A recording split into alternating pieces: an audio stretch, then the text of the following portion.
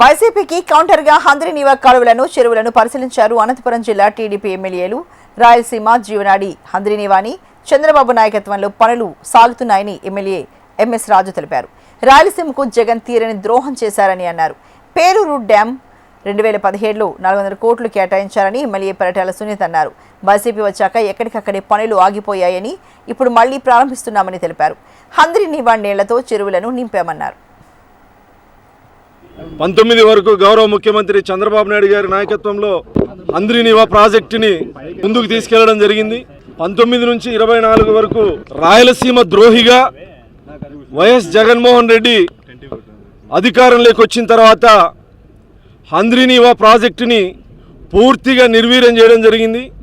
ఒక్క రూపాయి కూడా ఖర్చు చేయకుండా, ఒక్క తట్ట మట్టి కూడా తీయకుండా రాయలసీమ రైతులకి సాగునీరు తాగునీరుకి తీవ్ర ద్రోహం చేసినటువంటి రాయలసీమ ద్రోహి ఎవరైనా ఉన్నారంటే వైఎస్ జగన్మోహన్ రెడ్డి గారు.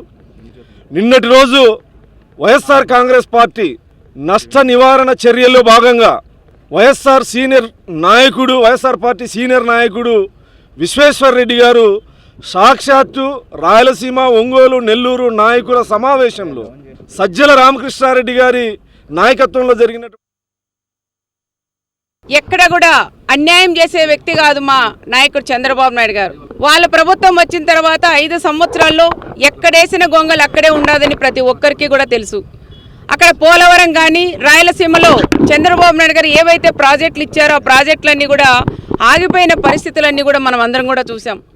ముఖ్యంగా చెప్పాలంటే నా రామగిరి మండలం, రాప్తాన్ నియోజకవర్గం రామగిరి మండలం పేరూరులో కూడా దాదాపు 804 కోట్ల రూపాయలు గౌరవ చంద్రబాబు నాయుడు గారు 2017లో కూడా శాంక్షన్ చేస్తే ఆ పనులు కూడా స్టార్ట్ అయితే 2018 నుంచి పనులు కూడా మనం స్టార్ట్ చేస్తే కొంతవరకు పనులు దాదాపు 70% కాలువలు కూడా మనం పనులు చేసాం. రైతన్నలందరూ కూడా అడగంగానే భూములు ఇచ్చారు కాబట్టి ఆ రోజు అన్నీ కూడా పనులు చేసింది మీకు అందరికీ కూడా తెలుసు.